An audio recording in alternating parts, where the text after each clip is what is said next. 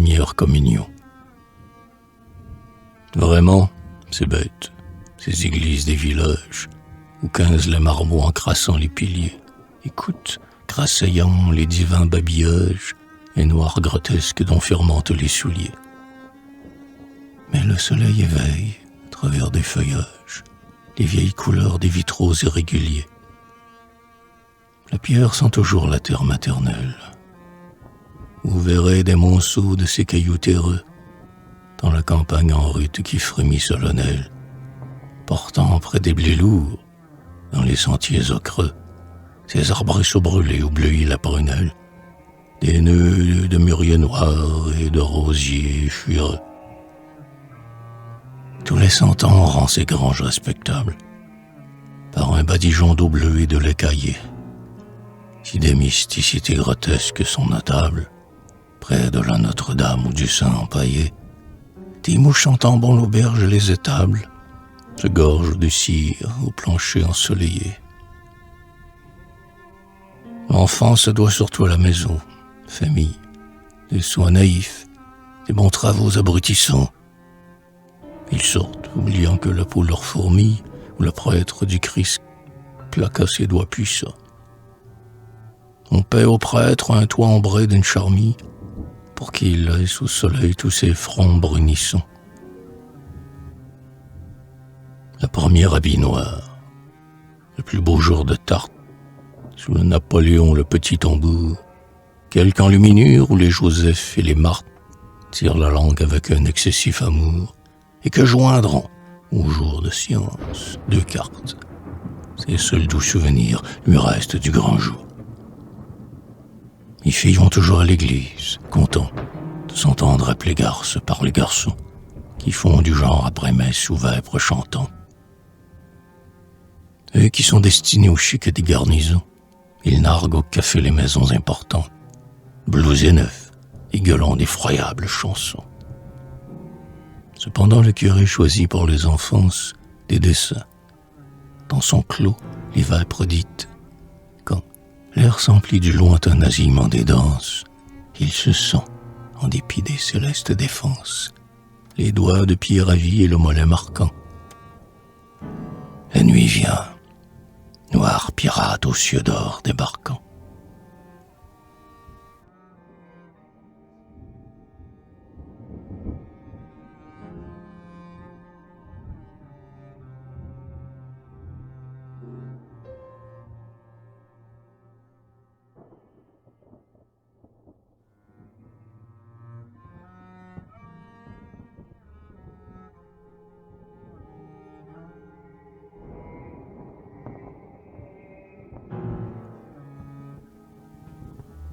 Le prêtre distingué parmi les catéchistes, congrégé des faubourgs ou des riches quartiers, cette petite fille inconnue, aux yeux tristes, front jaune, les pas ensemble de doux portiers.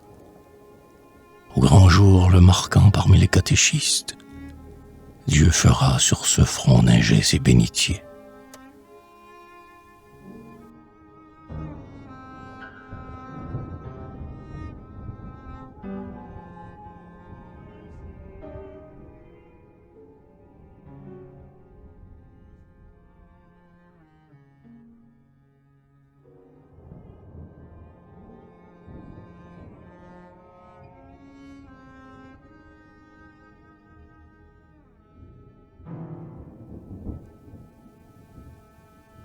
La veille du grand jour, l'enfant se fait malade.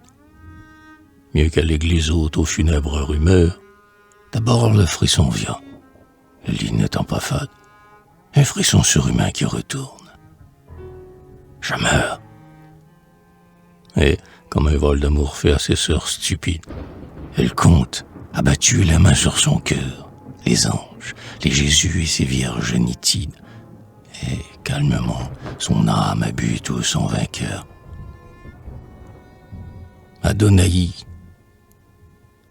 dans les terminaisons latines, des cieux moirés de verre baignent les fronts vermeils, et tachés du sang pur des célestes poitrines, de grands linges nageux tombent sur les soleils. Pour ces virginités présentes et futures, elle meurt aux fraîcheurs de ta rémission. Mais plus que les lys d'eau, plus que les confitures, tes pardons sont glacés, ô reine de Sion.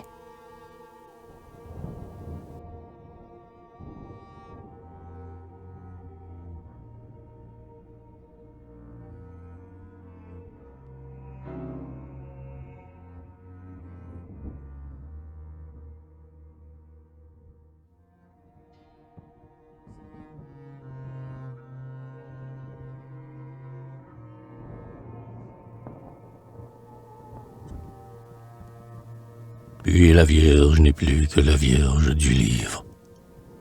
Les mystiques allants se cassent quelquefois, et vient la pauvreté des images que cuivre l'ennui, l'enluminure atroce et les vieux bois. Des curiosités vaguement impudiques épouvantent le rêve aux chastes bleuités, qui s'est surpris autour des célestes tuniques du linge dont Jésus voile ses nudités. Elle veut, pourtant, l'âme en détresse, le front dans l'oreiller creusé par les cris sourds, prolonger les éclairs suprêmes de tendresse, et bave. L'ombre remplit les maisons et les cours, et l'enfant ne peut plus. Elle s'agite, cambre les reins et d'une main ouvre le rideau bleu, pour amener un peu la fraîcheur dans la chambre, sous le drap, vers son ventre et sa poitrine en feu.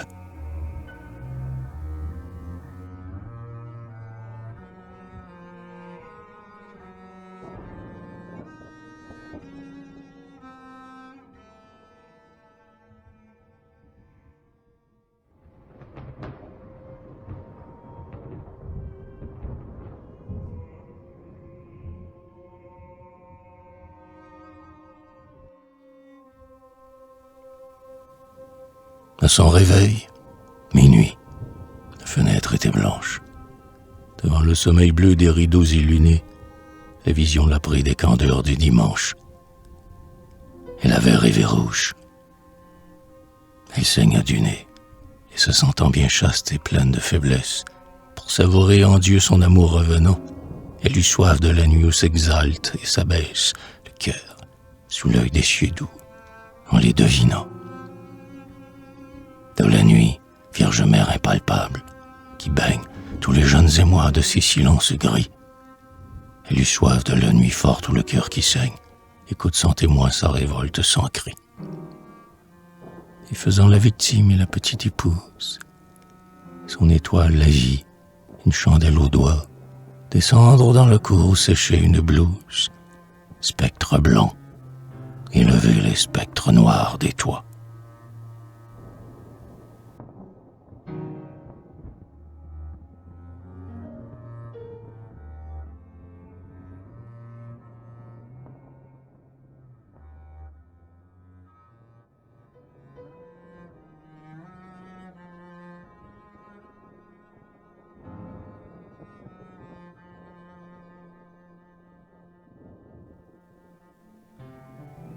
Elle passa sa nuit sainte dans les latrines.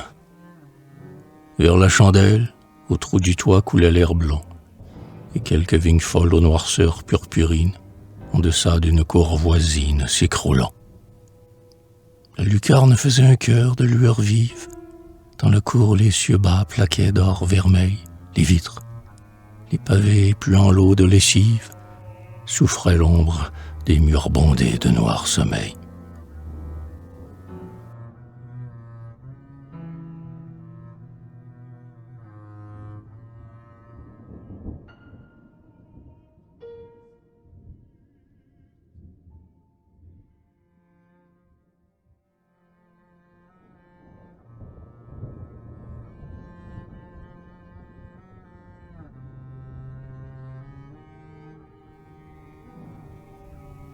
Qui dira ses langueurs et ses pitiés immondes, et ce qui lui viendra de haine au sale fou, dont le travail divin déforme encore les mondes, quand la lèpre à la fin mangera ce corps doux.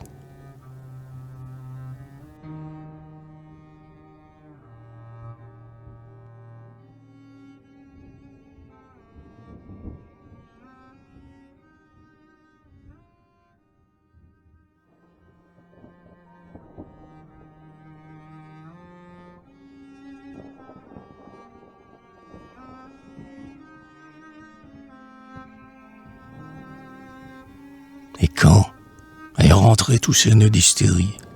Elle verra, sur les tristesses du bonheur, l'amant rêver au blanc million des maris, au matin de la nuit d'amour avec douleur. Sais-tu que je t'ai fait mourir?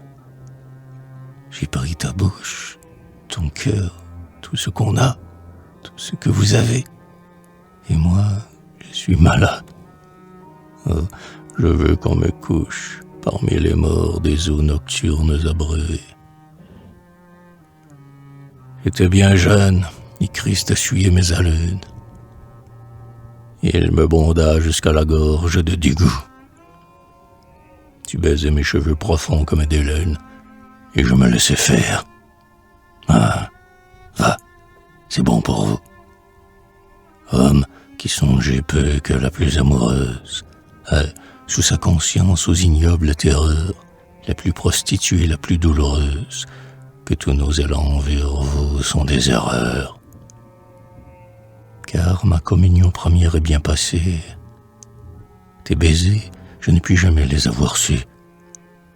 Et mon cœur et ma chair par ta chair embrassée, fourmis du baiser putride de Jésus.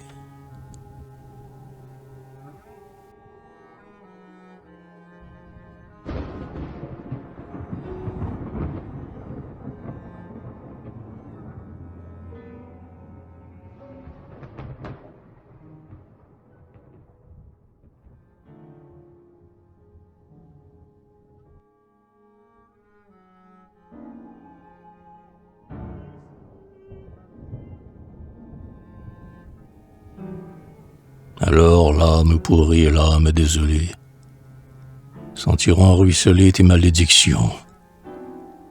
Ils auront couché sur ta haine inviolée, échappé pour la mort des justes passions. Christ, mort Christ, éternel voleur des énergies, Dieu qui pour 2000 ans voit ta pâleur cloué au sol de honte et de céphalalgie, ou renverser les fronts des femmes de douleur.